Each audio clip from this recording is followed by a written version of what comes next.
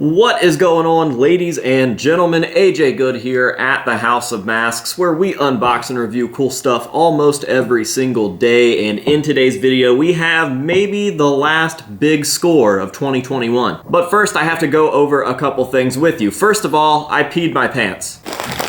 I literally have a bag of green peas in my pants right now. I'm in my little compression underwear. I'm hurting. Some of you guys might remember me posting about a surgery about a week ago. Well, that actually got postponed while I was in the room getting numbed for that surgery. I ended up having it today, but I didn't want to make a million updates about a very small surgery. So I just kept everything on the DL and I got it today, but honestly, I haven't been getting mail because the post office is not doing their jobs correctly. If only there was some way for them to have known that it gets a lot busier every December. But regardless, I just couldn't stand not making a video, so it's been a couple hours since the operation. Yes, the operation was on my genitals. I got a vasectomy. Oh yeah, look at that, my little tubes. Woo!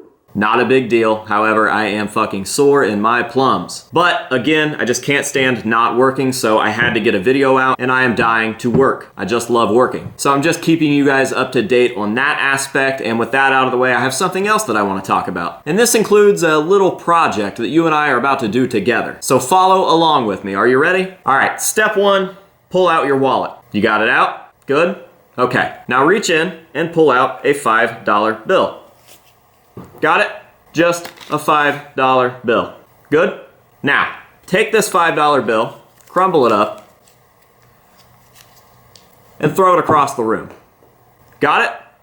Cool. Now, if you never saw that $5 again, would it really affect your life that much? And again, this part of the video isn't for everyone. I'm just doing a little bit of an experiment with you guys. So if you're sitting there thinking, no, I could probably never think about that $5 bill again, I want you guys to consider becoming a patron of the channel. We have 127,000 subscribers here on this channel, and I couldn't imagine if even just 15% of the people watching this video went and signed up for the $5 tier over on Patreon. And those of you that are unfamiliar with Patreon are probably thinking, why is he asking for money? Well, I'm not. Because Patreon is a legitimate transaction website, and I only offer legitimate transactions. You would be getting goods and services from me as a content creator while supporting your favorite mask channel. I have been really slacking off lately with promoting Patreon, so I'm coming back full-fledged in the month of December, and I'm asking you guys for your help supporting the channel. If you dig the content that I make for you every day for free, and you have the means to do so, I would highly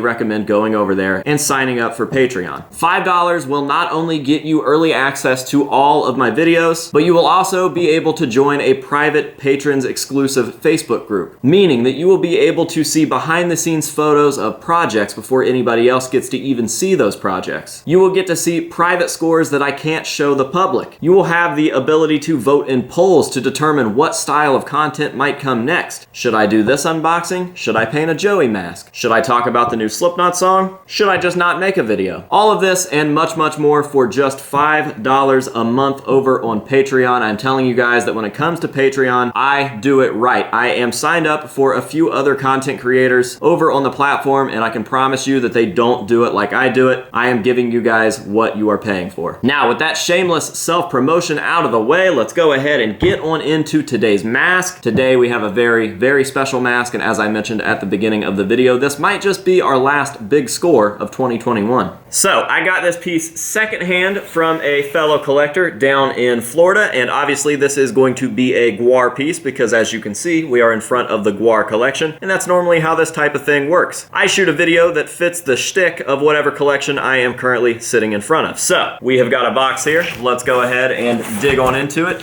and see what we've got. All right. Oh, looks like there were some stickers in the bottom. I'll check those out here in just a second. I always open this stuff from the bottom, and I think it's mostly because I don't want to show off any addresses that I've forgotten to mark out. I've definitely done that before, and I don't like it. However, here we have the piece, and I will let you guys take the first look at it because I actually pulled it out upside down, which means that I've only seen the inside. So, what do you think? Is it fucking rad. This is a Matron Slave Guar mask, and this thing is fucking sick. You know, for some reason, I always thought that these were fiberglass, but it turns out that this is just a very heavy-duty foam with a latex coating on the outside, much like a lot of my other Guar pieces. But for some reason, when you see this thing on stage, it definitely looks fiberglass. It looks very shiny, it looks very hard, but I guess that is the point of making something look like metal, so mission accomplished. So yeah, this is a Matron Slave, aka Matt McGuire. When he is in the slave character format, this is the mask that he wears, and this is not stage used. However, it is pit official, meaning it was made by Guar. Real molds, same artists, pretty much the closest thing that you can get to stage used without having it actually stage used, and I'm going to do my best to change that because Matt McGuire and I are pretty close, I would say, and I'm just gonna see if he would mind wearing this for whatever the next tour is or something like that. Then I can get it back as a stage used piece and have one more stage used piece to add to my collection. So I was approached by this fellow collector and he said, hey, would you want to buy this? I'm thinking about selling it. And I was like, didn't even know you had that. How much? And when he told me the price, I was kind of surprised because he was selling it to me cheaper than he bought it for, but the price that he bought it for was way cheaper than I expected him to be sold for. So I jumped all over it. I got it. I'm very, very excited. Matt McGuire is a very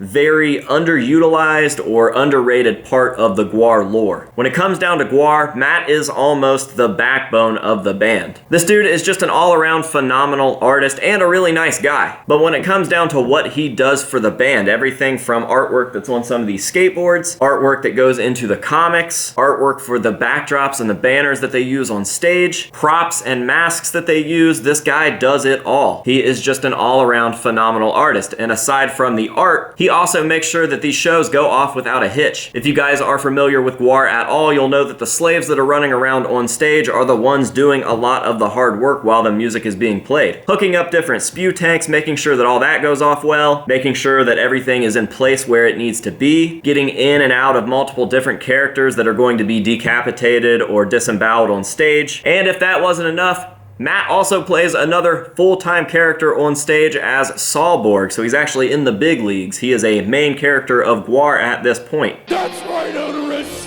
It's Solborg Destructo! And I've come here to chop your fucking skull off! So let's do this!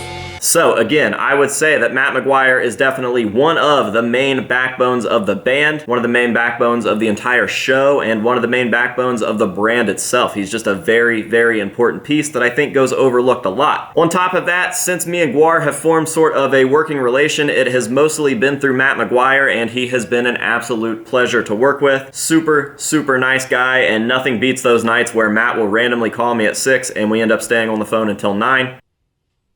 Nice. Just fucking talking and geeking out about Guar. It's fantastic, and I wouldn't trade those memories for the world. So, Matron mask, very fucking cool. Super stoked to have it. Couldn't be happier with this thing. Cannot wait to get it into my collection. I feel like this is definitely going to be a unique piece on the shelves. I actually don't have any other slave-related stuff, so this is my first slave piece, and it's also my first Matt McGuire piece. So this is very cool. I want to give a huge shout out to Ethan, who sold this thing to me. Thank you very much. It was a flawless transaction, aside for the post office just not doing their jobs. And I want to give a huge thank you to you guys for watching this video. Thank you very much for sticking here with me. I know that this is the slow season and I am doing my best to make up for that, but between just personal life shit, garbage with the US Postal Service not getting me my stuff on time, and just a general slowdown in the world of Halloween and horror and music, it's the slow season. This happens almost every single year and there's nothing that we can do other than brave through it. So we're gonna keep on trucking. And again, if you guys would like to go sign up for Patreon, I would highly recommend it and I would definitely appreciate it. The link for that will be down below, and I think that that is going to just about do it for this video. So as always, I'm gonna leave you guys with some nice up close shots of this piece, let you guys see all of the detail, and that will do it for us today here at the House of Masks. So until next time, this has been AJ Good telling you to say no to drugs and alcohol, and yes to Guar, and we will see you guys in the next one.